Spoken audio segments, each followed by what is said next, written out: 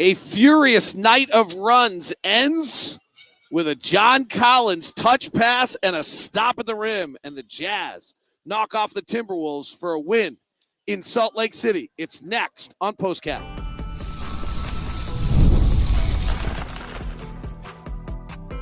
You are Locked On Jazz, your daily podcast on the Utah Jazz. Part of the Locked On Podcast Network, your team every day. Boy, do we have some moments and some highlights to talk about tonight. David Locke, along with Ron Boone, Utah Jazz radio team, with you here on POSTCAST. We come to you live after every single Utah Jazz basketball game here on Locked On Jazz. Bring you POSTCAST live for you after every ball game. We'll break down this one. The game changed in the second half when Walker Kessler defended 4 shots at the rim. 2 highlight plays late in the ball game. Big-time dunks by K.J. Martin. More assists from Isaiah Collier and reliability pluses before we're done. All here on today's show. Ron, let's start with the end. 2 monster plays by John Collins. An incredible touch pass to Walker Kessler for the game-winning dunk, and then a stop at the rim. But there's a lot to that last play. Let's start with the last defensive play. What did you see from the Jazz on that gets the stop on the final play? Well, in possessions like that, you just want to defend, stay in front of your man, and challenge shots without fouling. I mean, that's about all you can do if you don't come up with a steal. I mean, sometimes you're trying to come up with a steal, you're going to foul and put them on the free throw line. So just solid defense, trying to stay in front of your man and without fouling. Collier fell. DiVincenzo went to the basket. Kessler and Collins were there. Collins rose up with perfect verticality, at least from a Jazz perspective, and stopped him at the rim. Yeah, that was just textbook, and just knowing that you did not need to foul in a situation like that. And the big thing, David, and I say this all the time, is when they had 9 seconds on the clock. So you get guys to have to put the ball on the floor 2 or 3 times or something like that. And you saw these Dante had to drive from the top of the key to get to the basket. That's taking time off the clock. The offense is starting to scramble now. And so it makes them maybe shoot not a high percentage shot. But fortunately for the Jazz, John Collins was there, vertical, and they came up with a victory. I want to give, if I understand, I've watched a lot of Minnesota late games. I watch a lot of Minnesota. They have Mike Conley, Rudy Gobert, Joe Ingles. I didn't remember that play you're talking about. Their play-by-play announcer is one of my closer friends. I watch a lot of Minnesota. That play, I think, is DiVincenzo picks for Reed. Reed flares to the far side. Conley has gone right. Finch is a big believer in flares over the top and using 2 sides of the floor late in games. I think he wants to throw the lob to Reed, let Reed then either penetrate or shoot on the smaller defender. Keontae gets in that passing lane and Mike Conley can't make that pass. If I'm right, it's a really nice play by Keontae George late in the game defensively to kind of stymie that play a little bit from the way where it was to how it was. I just wondered, where you were explaining that, if the Jazz were warned about that play before it happened. I mean, scouting reports and late game situations like that. I mean, every team knows what teams like to do. So maybe it was, but whatever the case, Keontae got it done. Play before that, the Jazz get a stop. I'll have to look up. I can't recall how they get the stop, but Will Hardy again decides I'm not calling a timeout late in the game. He's kind of become his signature late. Jaden McDaniel misses a 3 with 28.9 seconds left. And the Jazz bring it up down by 1. Collier brings it across the half court. He doesn't rush it.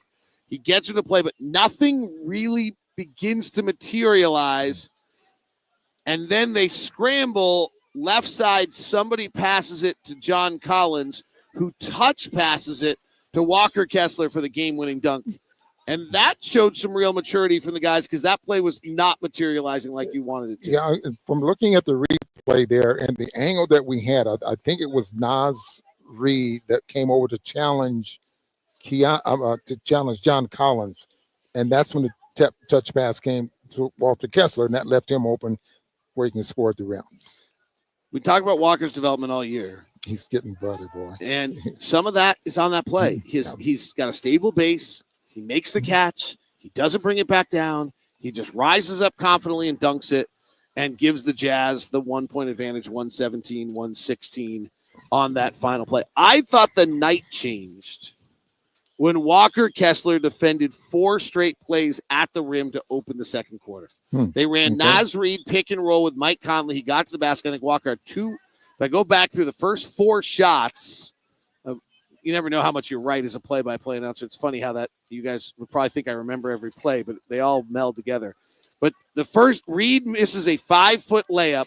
Then Reid misses a 7-foot shot Walker blocks. Then Shannon misses a 5-foot shot that Walker, I thought, blocked. And so 3 of the first, and then Shannon misses a 3-foot layup. Walker defends the first 4 shots of the second half at the rim. I thought he had 2 blocks. They gave him 1. And I thought that changed the game. That the Jazz, who had not defended up to that moment, came out and were able to make those plays in that quarter to change the game. And if I remember correctly, I'm trying to look at my book over there, the Jazz really turned things around in that second quarter, scoring 38-25. And they did that, David, I think, without even making a 3-point shot. In the third quarter? In the third quarter. Well, they did not make a 3-point shot in the second quarter, so that would be something, because then they went both the second and the third quarter. So it was the second quarter, I'm sorry. Yeah, the second quarter they fell apart, not making a 3-point shot. They had 3 in the third quarter. 3 in the third quarter. And they didn't, and only 1 in the fourth quarter. So the first quarter was when they were bombing threes. The second half. The first quarter, the first quarter is like forgotten. It was something else. Both teams had an offensive rating of like 170 through most of the quarter. That was as good an offensive display by either team as you're going to see. Both teams, yeah. John Collins comes back tonight. He evidently was fresh because he was a monster. Yeah. He's just, we always talk about Kessler and Sexton, rather, and the energy that he has out there. John Collins has a ton of energy there as well.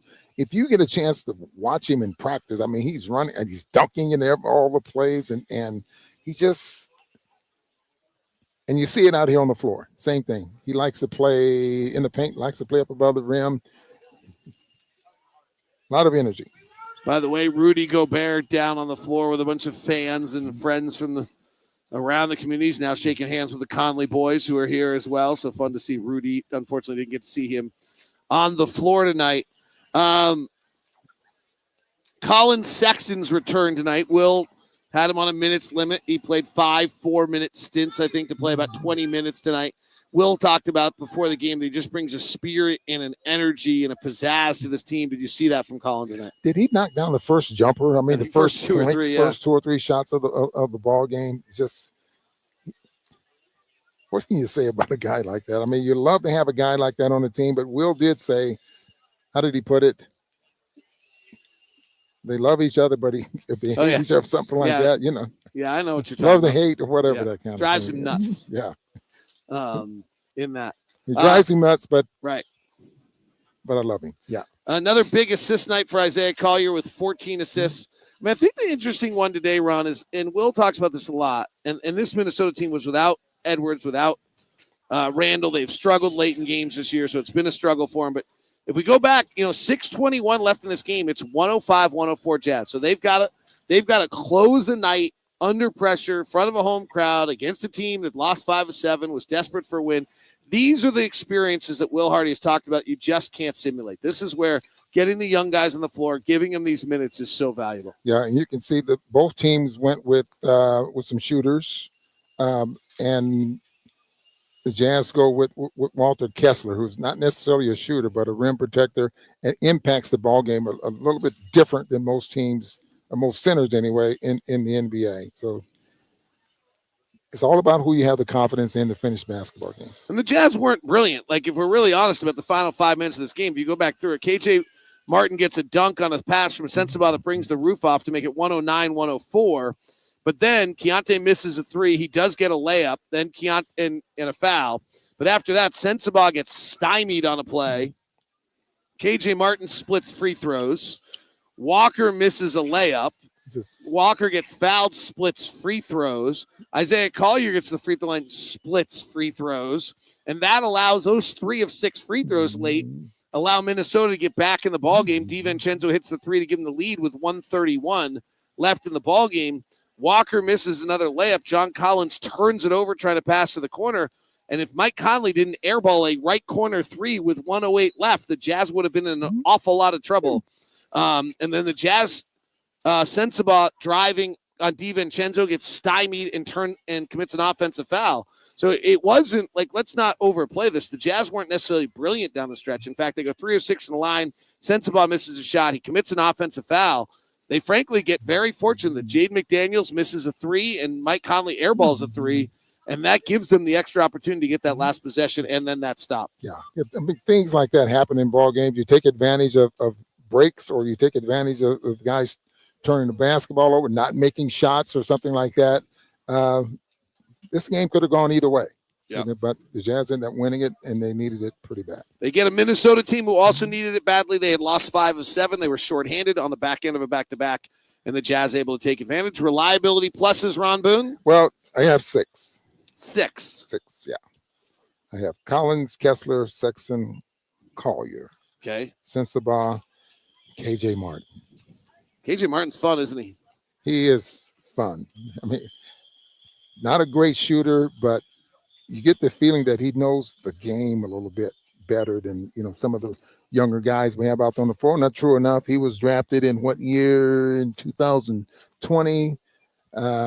So he's done a little more experience. He's done this before. He played 2.5, 3 years on Houston's team that was going through the same thing. He understands how to play hard, set the model, do these kind of things. I think that's as important as anything for the Jazz, as he understands what's going on here and does it. So those are your 6 pluses. Lacey will keep the tabs on him. We'll be back with you Sunday. Jazz, Zion, you saw Zion the other night. What do you think? He is a beast, and he is like David. He's running the point a lot of times and really making things happen. He's, you'll enjoy watching him play. He was pretty great the other night. Jazz win it over Minnesota tonight.